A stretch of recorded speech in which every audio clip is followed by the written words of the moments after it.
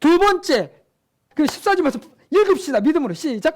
보시고 이르시되 가서 제사장들에게 너희 몸을 보이라 하셨더니 그들이 가다가 깨끗함을 받으니라.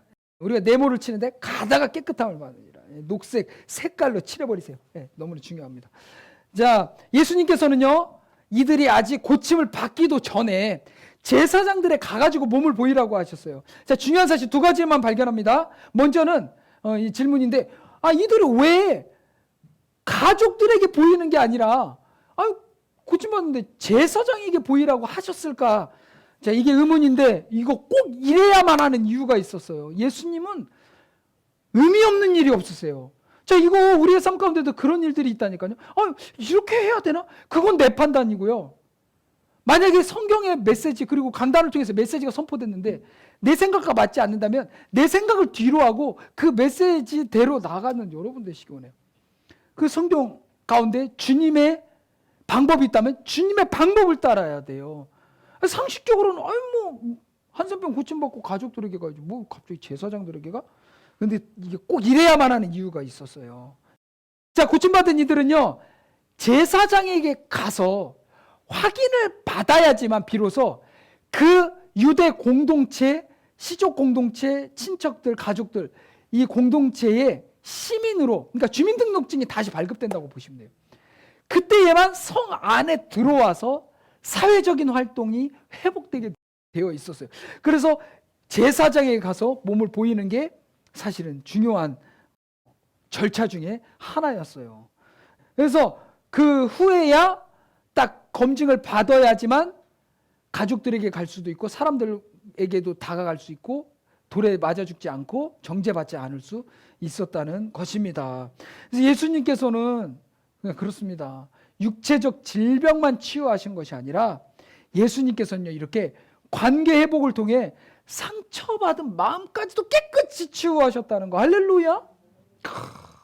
가족들과 분리되었던 마음, 그 정지받았던 마음, 사람들, 나도 사람인데, 나도 인격이 있는데 가까이만 가도 막 돌로 치고 그랬던 마음, 막 매맞고 그랬던 상처, 억눌림, 압제, 이런 모든 것까지 주님 다 치유하셨다는 거. 자, 두 번째 발견하는 것은 이런 부분이에요. 아직도 낫지 않았는데 어떻게 이렇게 제사장이 있는 곳까지 갈 수 있나 이거예요. 왠지는 여러분들 다 아시죠? 왜 그래요? 문둥병에 걸린 환자가 제사장에게 간다? 제사장이 어디 있겠어요? 도시의 중심에 있죠. 행정 책임자인데. 그러면은 아직 안 나왔어요. 예수님이 근데 가래. 예. 그러면 이들의 마음 가운데 어떤 마음이 있을까요? 나 가다가 믿긴 믿는데 가다가 돌에 맞아 죽을 수도 있겠네 하면서 가긴 가지만 여러분 이거 제가 설교 묵상하면서 참 강력한 은혜가 있었거든요. 잘 생각해 보세요. 말씀 안으로 쏙 들어오세요. 들어오세요. 자, 돌에 맞아 죽을 수도 있는 위험을 감수하고 가고 있는 상황이에요. 이해가시면 아멘. 그러니까 이것은 예수님이 자신을 분명히 고쳐 주실 거라는 믿음이 없으면 갈 수가 없는 거예요. 그래서 예수님 뭘 보시는 거예요? 지금 제사장에게 가라고 했을 때 가는지, 이들이 과연 그만한 믿음이 있는지를 보시는 겁니다. 이건 어떻게 보면 생명 걸고 가야 돼요. 늘 그랬거든요. 그건 경계였거든요. 넘을 수 없는 경계. 예수님께서 이렇게 간절히 부르짖는 이들이 이제는 행하는 믿음이 있는가? 믿음으로 행함이 있는가? 순종의 걸음을 내딛는 그들의 중심이 있는가를 예수님이 보시는 거예요. 이게 바로 순종하는 믿음인 줄 믿습니다. 자, 한번 읽겠어요. 두 번째 이제 메시지 읽겠습니다. 시작. 순종의 걸음을 내딛으며 믿음으로 행하라. 할렐루야. 얼마나 두려웠겠습니까? 마음에. 그러나 눈에 보이는 거 없고 귀에 들려지는 거 없고 손에 잡히는 거 없지만 이들이 순종의 걸음을 그 제사장을 향하여 도시의 중심가를 향하여 사람들이 많은 내가 정죄받던 상처로 가득 찼던 사람들 얼굴만 봐도 상처가 다시 올라올 텐데 그럼에도 불구하고 순종의 걸음을 내디디며 그곳을 향하여 믿음으로 행하니까 놀라운 일이 벌어졌어요. 얼마나 감격적입니까? 이들이 가다가 보니까 가다가 어떻게 됐다? 깨끗함을 얻었다는 거예요. 정말 감격적이지 않습니까? 우리 하나님교회 성도들이 이런 상황에 있었어요. 뭐 어떻게 하다가 다 그렇게 됐는데 그곳에 가서 보이라. 근데 생명을 걸고 가야 돼요. 그럼에도 불구하고 믿음으로 이렇게 가는데 가다가 걸음을 이렇게 가다가 보니까 옆에 보니까 피부가 장난이 아닌 거예요. 원래 장난이었는데 다 흘러내리고 막 뚝뚝 귀도 떨어져 나갈 것 같은 사람이 다 온전케 된 거예요. 마치 천국의 생명수를 맛봐서 그 죽어서 간 그 천국에서 영화롭게 부활체로 회복된 사람처럼 그렇게 된 거예요. 가다가 서로의 몸을 보면서 확인한 거예요. 뭐 거울이 있었겠습니까? 그러니까 야 나는 어때? 가다가 보니까 야 너도 깨끗해졌어. 너도 깨끗해졌어. 야 너도 피부가 장난이 아닌데? 막 이렇게 하면서 천국 잔치가 된 거죠. 자 이제 여기서 제가 발견한 묵상이 이게 아마 대한민국에서 이거 발견한 분이 있을까는 모르겠어요. 이게 또 교만하면 안 되지만 하여튼 제가 발견한 묵상 중에 하나가 이거예요. 하나님께 간절히 부르짖어서 이 대적의 압제로부터 구원을 받았잖아요. 이들에게 말할 수 없는 기쁨이 있었잖아요. 말할 수 없는 회복으로 새 힘을 공급받게 되었잖아요. 이 부분입니다. 분명히 이들의 발걸음이 가다가 깨끗함을 받은 이후에는 저는 분명히 뜀박질이 되었을 거라고 믿습니다. 분명히 그래요. 동의 가능하실까요? 처음에는 죽을 수도 있겠다. 어떡하지? 상처가 떠올라. 나 정죄했던 그 사람들이 있는 곳으로 내가 가야 돼? 발걸음이 무거웠을 거라고 저는 생각이 듭니다. 그래도 가긴 가지만 진짜 가기 싫은데 이렇게 하면서 가지만 서로의 몸을 확인했을 때는 그래 예 이제 그 다음부터 뜀박질 되는 거예요. 막 빨리 가고 싶은 거예요. 그래서 그쵸? 이렇게 가가지고 막 빨리 가서 제사장전에 보여야지. 나 이제 가도 돼. 나 이제 가서 보여줄 거야. 야 다 보셔요. 막 이렇게 하면서 막 이렇게 불러가지고 딱 보여주는 상황. 발걸음이 어떻게 됐다? 소름 돋지 않습니까? 가볍고 뜀박질이 되고. 왜요? 더 이상 지체할 필요가 없어. 더 빨리 막 엄청 빨리 갔을 거예요. 여러분 하나님께 간절히 부르짖어서 대적의 압제로부터 구원함을 얻은 다윗이 아까 18편 봤죠? 또 그 18편에서 다윗이 이러한 고백을 했어요. 이번에도 18절입니다. 놀라운 말씀이에요. 읽겠습니다. 읽다 깜짝 놀랄 수도 있어요. 읽어보세요. 시작. 여호와 외에 누가 하나님이며 우리 하나님 외에 누가 반석이냐. 이 하나님이 힘으로 내 길을 완전하게 하시며 나의 발을 암사슴과 밝게 하시며 기가 막히고 코가 막히지 않습니까? 암사슴은 뭐예요? 가장 민첩한 발이 어떻게 됐다고요? 빠르게 됐다는 거예요. 그리고 서로를 보며 가다가 고침받은 그들이 어떻게 됐어요? 새 힘을 얻었잖아요. 32절 하나님의 힘으로 내게 띠띠우셔서 나의 길을 완전하게 제사장으로 가는 그 길 원래는 죽음으로 가는 길이었는데 이제 그 길이 완전하게 됐다는 거예요. 이렇게 회복이 되면 여러분들이 아버지의 집 그러니까 교회로 향하는 발걸음도 이렇게 되는 거예요. 그리고 예배 드리고 난 다음에 세상으로 가는 발걸음도 똑같은 거예요. 직장으로 가는 발걸음도 암사슴 같게 하사 오늘은 무슨 일을 행하실까? 그러니까 이게 기적의 삶이 되는 것입니다. 자 이제 결론이에요. 감사는요 이렇게 하나님이 나에게 행하신 놀라운 일들에 대한 반응이고 이렇게 간절한 부르짖음과 미리 준비하는 마음 그런 진실된 중심이 있다면 그 사람은 또 계속 감사하게 되고요. 감사하면 또 하나님이 행하신 놀라운 일들이 있게 되는 거예요. 여러분의 삶에 주님으로 인해 감사할 일들이 넘치게 되시길 바랍니다. 우리의 일상이 하나님의 주권 아래 있음을 인정하세요.